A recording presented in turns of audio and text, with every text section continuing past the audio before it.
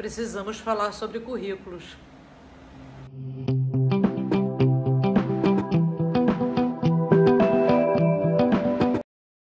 Olá, vamos continuar a nossa conversa sobre currículos na educação infantil. Então, precisamos falar sobre currículos na educação infantil, Precisamos muito mesmo aprofundar esse debate, pelo menos para a gente começar a se perguntar se é isso mesmo, tá certo? Então, vamos lá. Considerando os direitos de aprendizagem e desenvolvimento, a BNCC estabelece 5 campos de experiências nos quais as crianças podem aprender e se desenvolver, tá certo? Então vamos lá, são dicas para a gente construir o nosso currículo na escola. Então vamos prestar bem atenção nesses campos para ver o que a gente está fazendo próximo disso, bem longe disso. Então vamos lá. Então, 5 campos eles chamam de campos de experiências, tá? Então vamos lá. O eu, o outro e o nós. O eu, o outro e o nós. Corpo, gestos, movimentos. Traços, sons, cores e formas. Escuta, fala, pensamento e imaginação. Espaços, tempos, quantidades, relações e transformações. Então eles pegaram, na verdade, o conhecimento e colocaram em campos de experiências distintos. Vejam, e temos que trabalhar e observar todos eles, Todos eles, tá? São campos bem abertos, que cabe muita coisa dentro desses campos, não é isso? Então, vamos falar hoje, nessa parte, na verdade, eu trouxe um pedaço da BNCC para a gente conversar, que é o campo de experiências, escuta, fala, pensamento e imaginação, Porque me parece que esse tem sido um dos campos mais complicados. Porque, veja, para mim está claro que uma criança na educação infantil, a gente precisa, se a gente está lá, atento aos preceitos da integralidade, que a gente tem que estar discutindo essa questão, das relações, do eu, do outro, do nós, do movimento. A gente já falou sobre isso. A criança, como ser integral, ela precisa se mover. Uma criança amarrada numa cadeira é uma criança que está sendo impedida de aprender. Ela precisa se mover. A criança aprende pelo movimento, tá certo? Então a gente precisa investir em atividades em que a criança se mexa, É natural do filhote se mexer, É natural que ele aprenda pelo movimento. Então, que a gente convide essa criança a olhar para o mundo, Quando a gente fala de traços, sons, cores, formas, é olhar para o mundo, olhar para as cores, para as formas, para como o mundo se constitui, Isso não significa trabalhar a semana do amarelo, A gente também precisa saber como trabalhar isso, mas isso é uma longa e outra conversa. Mas vamos lá. Mas eu queria dar uma ênfase, então, numa parte que me parece nevrálgica, Por quê? Porque é esse espaço específico, da escuta, fala, pensamento e imaginação. Veja, no campo das experiências, não tem aí escrito o campo da experiência alfabetize criança na educação infantil.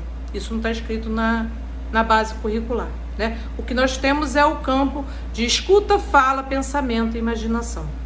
Então, vamos lá. Crianças pequenas de 4 a 5 anos e 11 meses também quis pegar esse tempo específico, porque é o local da educação infantil onde a gente mais tem encontrado um verdadeiro massacre sobre as crianças, Crianças que estão desesperadas, crianças que já não aguentam mais a escola, crianças que já estão odiando a escola com 5 anos por conta das práticas equivocadas de educação infantil. Então vamos lá? Vamos parar para pensar um pouquinho no que realmente é currículo de educação infantil? Expressar ideias, desejos, sentimentos sobre suas vivências por meio da linguagem oral e escrita. Escrita espontânea, de fotos, desenhos e outras formas de expressão. Não está escrito aqui que a criança tem a obrigação de aprender a ler e escrever. O que está dizendo é que ela pode se expressar pela escrita espontânea. E ela pode se expressar pela escrita sim, porque o professor, ele é o escriba, Você pode convidar a criança a estar falando sobre os seus sentimentos, a estar expressando as suas, expressando as suas ideias, e você registra pela escrita, e com isso a criança já vai percebendo uma função da escrita, né? Que é ser esse registro de memória, esse registro de afeto, esse registro da imaginação. Isso é trabalho da educação infantil, né? Eu mostrar para a criança que através da escrita a gente pode ter esse registro, né? De um outro tempo, de um tempo passado, que eu posso guardar esse tempo, né? Que a escrita é essa grande cápsula do tempo, né? A gente escreve aqui e joga para o futuro. Então isso é trabalho da educação infantil, e isso eu posso estar desenvolvendo e devo estar desenvolvendo, né? Então vamos convidar os alunos a expressar suas ideias, seus desejos, né? Seus sentimentos. Eu sempre trabalhei com educação infantil, a gente sempre fazia... Lembra que no jornal, no JB, tinha um negocinho chamado Perfil do Consumidor, né? Que era mais ou menos isso, né? Filme, música, o que você gosta? Gente, a gente precisa... Esse material é um material riquíssimo para a gente estar explorando, né? Primeiro, para estar trabalhando a identidade dessa criança. Quem é essa criança? Né? O que ela mais gosta de comer? Qual é o bicho que ela prefere? Né? Qual o personagem? Qual o ator, a atriz, a música, a cantora, o cantor? Quem é essa criança? Quais são os seus gostos, seus desejos? Né? Com quem ela brinca? Do que ela gosta de brincar? Então isso tudo é material que pode estar virando escrita através do professor, e a criança vai estar se vendo representada, vai estar observando como é que a escrita é um registro da sua própria identidade. Inventar brincadeiras, cantadas, poemas, canções, criando rimas, aliterações e ritmos. Olha aí a tal da consciência fonológica, né? A gente trabalha com ritmo, trabalha com rima, a gente apresenta para a criança essa riqueza da língua, né? Essa gostosura que é a língua portuguesa, né? O prazer de falar, de cantar, de rimar, de ouvir uma poesia, né? Então, quando a gente pega... Eu trabalhei em sala de leitura também na Rede Municipal do Rio de Janeiro, e é impressionante como as crianças da educação infantil, especialmente dessa faixa etária de 4 e 5 anos, eles amam poesia, amam, né? E o professor geralmente lê pouco poesia, né? Ah, porque eu tenho que alfabetizar. Aí eu leio: o gato olhou pro pato, o pato viu o sapo, a mola tá na mala, a mala é... Gente, pelo amor de Deus, para. Não faz isso. Não mata a língua, não. Não mata o prazer da língua, o prazer de ouvir literatura. A literatura infantil tem que estar presente no cotidiano. Não é a hora do volta calma, não. Ela tem que estar presente nesse cotidiano. O livro tem que fazer parte desse cotidiano da educação infantil. Não é a cartilha, não é o dever, não é a folhinha, é o livro. É o livro de literatura que tem que ser protagonista na sua sala de aula. Você tem que contar muita história, discutir a história com as crianças, pensar sobre essa história, reescrever, fazer releitura dessa história. Isso é currículo de educação infantil. É isso que é currículo. É esse o trabalho de educação infantil, tá certo? Então, tá lá, escolher e folhear livros. Isso aí que tá aí, não é ideia minha não. Tá lá na BCNN, tá lá. Tá lá, vai lá ver. Tá? É público. É só baixar na internet que tem lá as diretrizes curriculares, a base nacional, tá lá, tudo lá. Vai lá, dá uma olhadinha, né? Então tá lá, escolher e folhear livros, procurando orientar-se por temas e ilustrações, tentando identificar palavras conhecidas, porque é assim que a gente começa a ler e a escrever, né? É pelo gosto de folhear um livro, pelo prazer, né? Não é pelo dever, não é pela cópia. Ninguém, né? Quando você aprende a ler e escrever por esse processo, você cria uma relação ruim com a língua escrita. Ruim, né? Você até ensina o sujeito a ler e escrever, mas é aquele sujeito que não gosta de ler e não gosta de escrever. Eu quero um sujeito que ame ler. Eu quero formar um sujeito que ame escrever, que ame as palavras, tá? Então eu tenho que ensinar ele por um outro caminho, por um outro viés. Então, outras sugestões que a própria base dá para esse trabalho, para o trabalho de criança de 4, 5 anos na educação infantil é recontar histórias ouvidas e planejar coletivamente roteiros de vídeos e encenações, definindo os contextos, os personagens, a estrutura da história. Olha aí o trabalho com a narrativa, gente. Olha aí eu formando a pessoa que entende o que é uma narrativa, que entende os diferentes gêneros, né, textuais, que entende o que é uma poesia, o que é um roteiro, o que é um texto, né, uma crônica, né, o que é uma resenha. A gente pode trabalhar tudo isso com a educação infantil, é possível, né? Se você não ficar perdendo tempo levando a borboletinha na florzinha, trabalhando coordenação motora em papel, trabalhar coordenação em papel, gente, a gente já passou por isso, mas faz décadas que a gente já passou por isso, né? Que a gente sabe que a gente pode, né? Tem a massinha, tem a tesoura, tem a argila, tem tem botão, tem encordamento, tem a brincadeira para fazer, tem toda uma vida para viver. E a gente está levando a florzinha na borboletinha ainda. Sério isso? Vamos estudar, gente. Vamos lá, vamos, né? Vamos melhorar. Então, recontar histórias, né? Essa atividade do reconto, né? Não só recontar, recriar, né? Dar outros finais, inventar outros personagens, inventar outras histórias com os mesmos personagens, né? Recontar histórias ouvidas para a produção de reconto escrito, tendo o professor como escriba. Escreva, mostre ao seu aluno como esse registro é bacana, como é legal, né? A gente escreveu uma história segunda-feira, como é legal na sexta-feira a gente poder ouvir novamente essa história que a gente fez, que a gente produziu. Então, produzir suas próprias histórias, né? Histórias orais escritas, com a escrita espontânea, em situações com função social significativa. Social e significativa.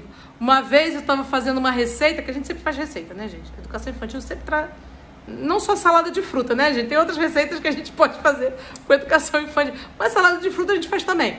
Salada de fruta, a gente estava trabalhando na minha escola o projeto índio, que na minha escola não era dia do índio.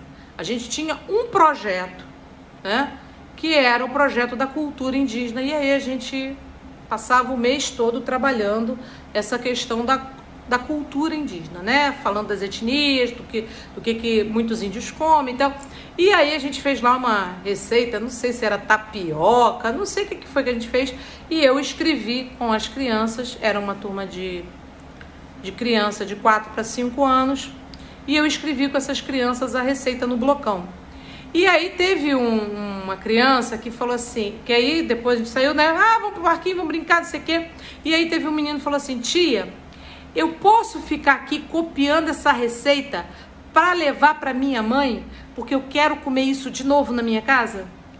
Falei, pode copiar, né? Mas vai ser difícil, né? Porque uma criança que não sabe ler, para quem não sabe ler, copiar, vocês imaginam se eu botar um texto aqui em alemão e falar assim, agora copia, para quem não sabe alemão, né, claro. E agora copia, né? É muito difícil esse exercício de copiar aquilo que a gente não entende.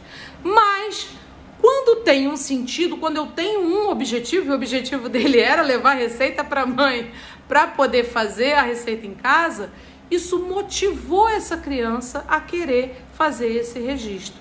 Ele se tornou um escritor por causa disso? Ele aprendeu a ler e escrever naquele momento por causa disso? Não.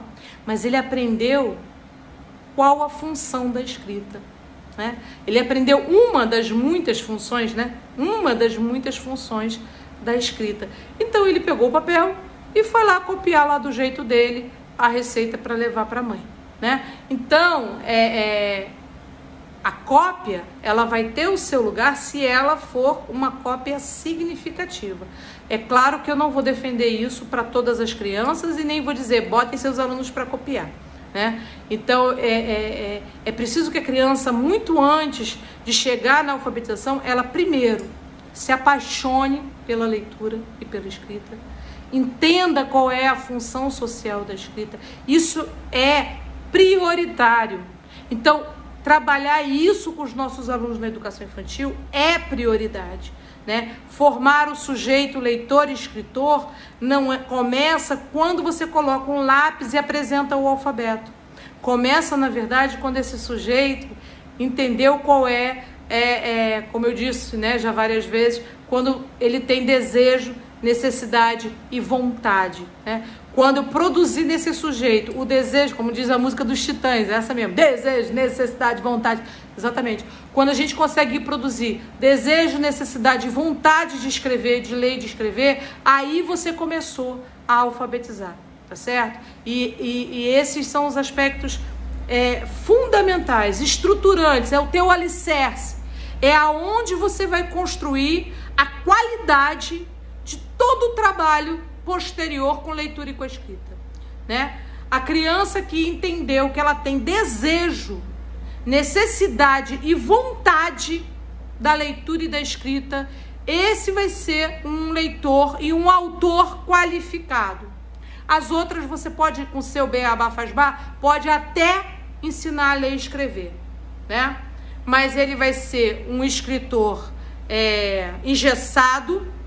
Muitas vezes ele não vai querer escrever, né? Ele só vai escrever em extrema necessidade. É aquela criança que usa menos palavras, né? Só escreve: a casa é bonita, a menina é bonita, o menino joga bola. Se vocês quiserem chamar isso de escrita e chamar isso de escritor, problema de vocês, para mim não é. Isso não é escrita, isso não é escritor, né? Então, o trabalho da educação infantil na construção desse desejo, necessidade, vontade de se expressar pela escrita e de ter na leitura, né, um prazer, alguma coisa que é constituinte do ser humano e não como uma coisa só útil, não uma coisa só para fazer dever, mas uma coisa que é constituinte do ser humano, uma coisa que passa pela dimensão da arte, porque a literatura, gente, é arte, né? Literatura é constitutivo do sujeito. Então, ela produz conhecimento e aprendizados num nível muito, mas muito superior do que aquele ler para fazer dever, né? Isso é pobre, isso é minúsculo. Curricularmente falando, isso é o mínimo do mínimo do mínimo de um currículo, tá certo? Então, a gente precisa explorar mais isso. Bom, levantar hipóteses sobre gêneros textuais veiculados em portadores conhecidos, recorrendo às estratégias de observação gráfica e ou leitura. Então é isso, é observar a escrita no mundo, né? Tem o trabalho com rótulos, tem o trabalho com propaganda, tem o trabalho com encartes, né? Observar a escrita no mundo, produzir releituras sobre essa escrita, inventar nomes para produtos. Tudo isso é uma grande brincadeira que a gente pode estar fazendo com a nossa criança na educação infantil, certo? E levantar hipóteses sobre gêneros textuais também, tá certo? Quanto mais a gente traz de diversidade, né, de possibilidade de usos da língua, mais enriquecido é esse nosso cotidiano, né? E mais enriquecido é esse currículo, e mais complexo é esse currículo, e mais complexa é essa pessoa que eu estou formando, tá certo? Eu não estou com um currículo mínimo para formar gente mínima, eu estou com um currículo que amplia, né, que amplia as possibilidades de leitura de mundo do sujeito. É isso que a gente tem que trabalhar. Levantar hipóteses em relação à linguagem escrita, realizando registros por palavras e textos por meio da escrita espontânea. E o que é escrita espontânea, né? Então é isso, é a escrita que começa lá quando a criança tem vontade de usar as letras para registrar, né? Claro que ela começa usando as letras do próprio nome. Aí a gente vai lá na Emília Ferreiro, dá uma passadinha lá no curso de alfabetização, dá uma olhada lá. A gente vai lá na Emília Ferreiro, né? A criança começa a usar as letras que ela conhece, as letras do nome, e aí ela começa a criar hipóteses sobre essa escrita. Então, criar esse ambiente aonde a escrita seja um convite a leitura seja um prazer e a escrita seja um convite, é um processo de alfabetização, é a melhor contribuição que um professor de educação infantil pode estar dando para o processo que virá, né? Vai continuar por toda a vida, porque também não acaba no ano 1, não, vai continuar por muito tempo. Então, a escrita espontânea da criança, a escrita que a criança escreve o que ela quer escrever, o que ela quer, quer dizer, que surge da necessidade dela se dizer pela escrita.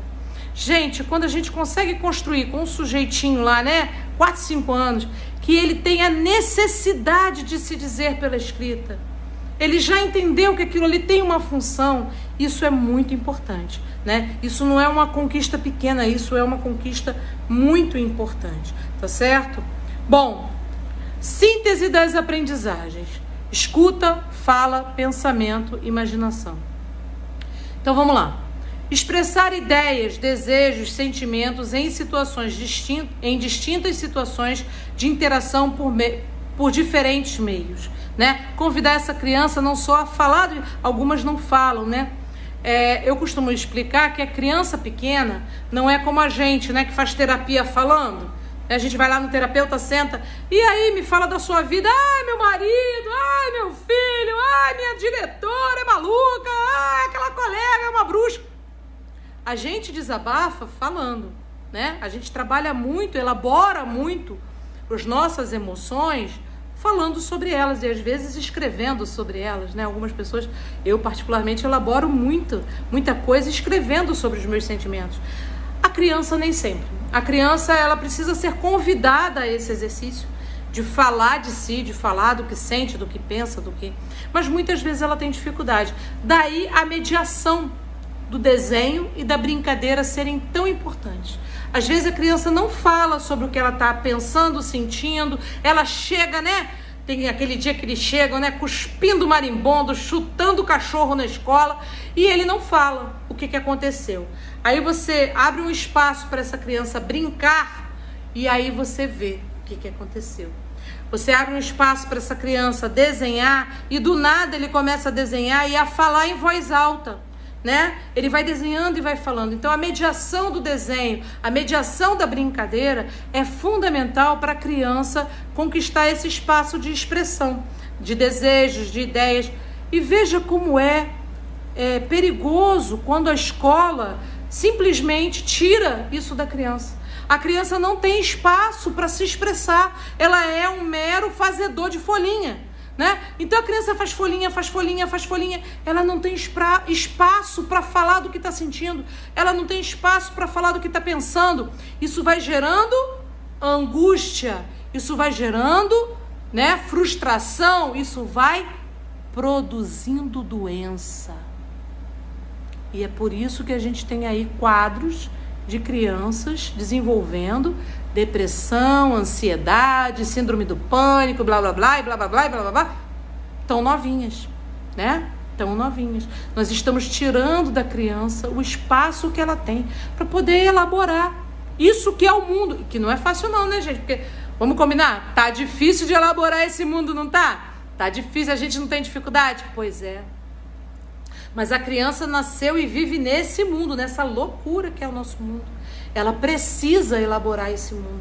Ela precisa falar de si, falar desse sentimento, falar dessa angústia, falar dessa, né, disso tudo. Não tire esse espaço da criança. Muito pelo contrário, propicie esses espaços e preste atenção neles.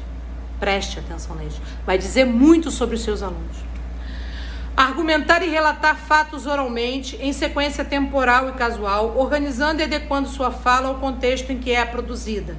Isso é o exercício da narrativa. Mas se eu convido e abro espaço para a criança se produzir como narrador, ela faz isso fácil. Ouvir, compreender, contar, recontar e recriar narrativas, né? Se a única voz que é ouvida na sala de aula é a voz do professor, se a criança não tem esse espaço, né? Como é que ela vai contar, recontar, criar narrativas? Eu preciso que essa criança assuma o protagonismo nessa sala de aula. Que a voz dessa criança encontre ouvidos, encontre espaço para ser ouvida, para ser compreendida e para obrigar a criança a esse exercício de elaboração. Tá certo? E isso faz parte do desenvolvimento da criança. Conhecer diferentes gêneros e portadores textuais, demonstrando compreensão da função social da escrita e reconhecendo a leitura como fonte de prazer e informação. Será que essa palavra está colocada aí ao acaso, gente? Será que quem estava lá escrevendo a BCNN falou, vou meter um prazer aqui no meio? Né? Não. Porque é isso, né? Reconhecendo a leitura como fonte de prazer e informação, né?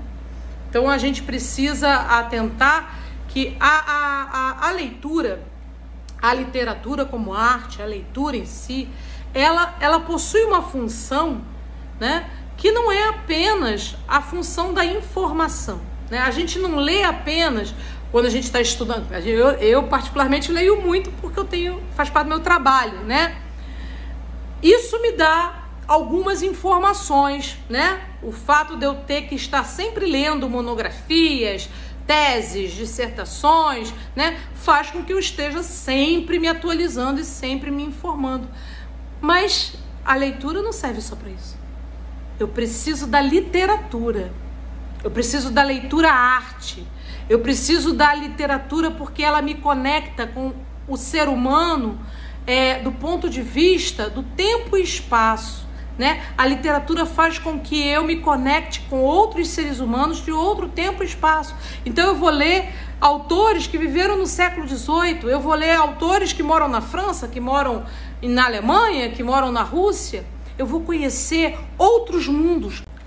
A literatura faz com que eu me conecte com outras realidades. O meu mundo, o meu universo que está aqui fechado, né? Eu sou um ser humano limitado pelo meu tempo e espaço. A partir do momento que eu leio, a literatura me permite ampliar, né, a minha imaginação né, e todos os meus sentidos vão abrir e expandir em outros tempos e espaços, presentes, passados, futuros e inclusive espaços irreais. Quer dizer, mesmo na fantasia, mesmo na construção fantasiosa, mesmo no Harry Potter, né? O universo pode ser fantástico, mas o ser humano que habita ele não é, né? Estão ali presentes relações profundamente complexas de amizade, de lealdade, de fidelidade, de estranhamento, de autoaceitação, de identidade. Quantas coisas que tem ali, né? Naquela literatura. Por que os jovens se encantam tanto, né? Por que chama... é porque é um universo fantástico, porque tem bruxa, porque tem monstro? Não. É porque tem gente. Né? É porque tem o humano, mesmo que não tivessem personagens humanos, que fosse uma história só com monstros, que fosse uma história só com figuras fantásticas. Mas a humanidade está presente. As relações que são estabelecidas são relações humanas, né? São sentimentos da ordem do humano. São conflitos, são tensões da ordem do humano. E é por isso que eu preciso da literatura. Porque a literatura vai me permitir pensar sobre essa humanidade, né? E aí eu vou me constituindo dentro dessa relação, tá certo? Então a literatura permite que o seu aluno, ele cresça para dimensões, né, muito maiores do que simplesmente ler para fazer dever, né? A gente precisa formar esse leitor, né? Eu quero formar da educação infantil, né, esse leitor, né? O leitor que compreenda essa função da literatura, tá certo? Bom, então chegamos aí, né, às algumas questões, né? Minha escola entende a criança como sujeito de aprendizagem, do aprendizado? Quer dizer, essa criança, ela é convidada a ser protagonista, ela é um sujeito que tem voz, inclusive na construção desse espaço, desse planejamento, ou ela é simplesmente aquele pacotinho que a gente leva para cá, leva para cá, leva para cá, leva para ali, faz isso, faz aquilo, senta, levanta, come, dorme, e aí, né? Quem é? Ele é realmente sujeito no seu currículo, no currículo da sua escola, né? A sua escola é democrática? precisa responder em voz alta, não. Pode responder só para você. As relações dentro da escola são democráticas? A sua diretora é democrática? A sua rede, a sua secretária de educação é democrática? Existe realmente espaço para que as pessoas sejam ouvidas? Porque também é muito difícil, né? Aquela pessoa que não vive a cidadania formar o cidadão. É muito difícil quando você não é sujeito, formar o sujeito. Então fica essa reflexão. Que democracia é essa que nós estamos, que anda na boca de todo mundo, né? A democracia é uma palavra que anda tão na boca de todo mundo, mas a gente encontra pouco eco nas práticas cotidianas. Sua escola é inclusiva? Como é que na sua escola se lida com as diferenças? A sua escola respeita a diversidade? Né? São perguntas, são reflexões para a gente ver em que medida a gente se aproxima ou se afasta daquilo que está proposto para a educação nacional. Como é que a minha escola lida com a diversidade? Ai, não vamos fazer festa disso não, porque né, tem pai aí que não gosta. Ah, não vamos falar de folclore não, né, porque tem religião que é contra. Oi? Então vamos tirar a cultura do currículo porque tem gente que torce o nariz? É isso? Ao invés de discutir por que cultura tem que estar no currículo? É isso? Vamos pensar, gente, né? Como é que a gente lida com essa diversidade? Nós temos uma diversidade de religiões, uma diversidade de valores, uma diversidade de etnias, uma diversidade de princípios. Como? Mas a escola, especialmente a escola pública, ela é esse espaço de diversidade. Como é que a gente convive nesse espaço de diversidade, respeitando os limites de cada um, mas entendendo que o seu direito também é direito do outro, né? E o seu direito não pode ser maior que o direito do outro. Minha escola respeita os direitos das crianças, né? E direito ao conhecimento é direito da criança. Minha escola trabalha o sujeito integralmente, né? Ou a minha escola prioriza, né, apenas uma parte do currículo? Uma parte de um currículo inventado que diz que criança de 4, 5 anos tem que escrever o nome com a letra cursiva. Coisa que você não vai encontrar escrito em lugar nenhum. Nenhum. Isso não tem base. Isso não tem... Isso alguém inventou. Porque, por exemplo, eu fiz educação infantil. Eu entrei na escola com 3 anos. E eu não lembro de ter aprendido o meu nome, muito menos com letra cursiva, com 5. E isso não fez diferença nenhuma na minha formação acadêmica. E eu tenho certeza que todo mundo da minha geração passou pelo mesmo e também não fez diferença nenhuma na formação acadêmica, né? Então, alguém começou a inventar, né, uma escolaridade. Eu vou botar escolaridade entre muitas aspas, porque para mim isso também não é escolaridade, né? Isso é uma leitura torta do que a gente chama de escola, do que a gente chama de escolaridade. Alguém pegou, né, um trabalho que já é questionável de ano 1, de ano 2, e trouxe esse trabalho para currículos de educação infantil, sem o menor fundamento, volto a repetir, nem teórico, nem legal, né? Não tem fundamento para essa, né, para ter transformado, como a gente vê por aí, em muitas escolas, e aí eu vou botar também, né, escolinhas, em muitas escolinhas, né, que acham que trabalho de educação infantil é preparatório para ano 1. Não é. Não é. Que esse trabalho de adiantar, né, adiantar cartilha, né, ficar adiantando alfabeto, ficar adiantando família silábica, ficar adiantando cópia de dever, ficar adiantando, gente, trabalhinho de prontidão, que a gente deixou isso lá atrás, na década de 70 já era ruim. Na década de 80 a gente já estava fazendo crítica a esse tipo de trabalho da década de 70. E isso no ano 1. Aí pegaram isso e me trouxeram para o século 21 para fazer com criança de 4, 5 anos. É de uma ordem, de um absurdo tão grande, né, que realmente nós ficamos assim, quem inventou isso? De onde saiu isso? E aí a gente escuta muito a gente diz assim, ah, mas a mãe gosta, ah, mas o pai quer, ah, mas a titia acha lindo. Então, gente, tem que rasgar o diploma. Não precisa estudar 4, 5 anos para fazer o que o leigo acha bonitinho. Porque o leigo acha bacaninha, né? Então, assim, não. Nós somos profissionais da educação. Nós estudamos sobre... Aquela criatura tem um filho. Isso não torna ele especialista em educação, né? Para ser especialista em educação, tem que estudar. Então, assim, nós estudamos psicologia, sociologia, história da educação, antropologia, biologia, né? Uma série de ciências para entender o que é uma criança, como é que uma criança aprende, né?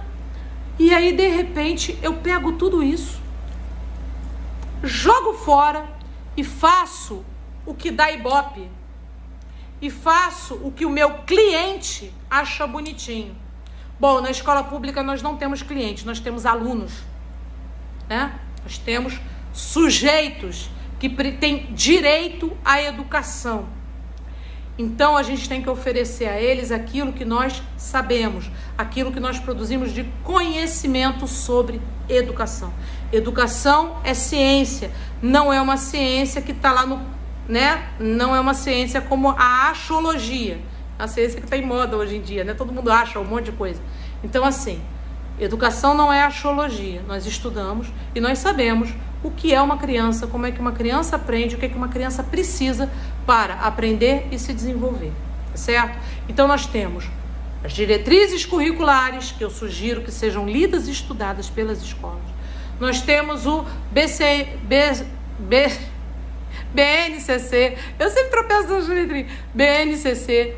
Nós temos muita discussão curricular para ser feita. É claro que aqui nesse espaço eu não vou dar conta de discutir, né, data comemorativa, desgraça.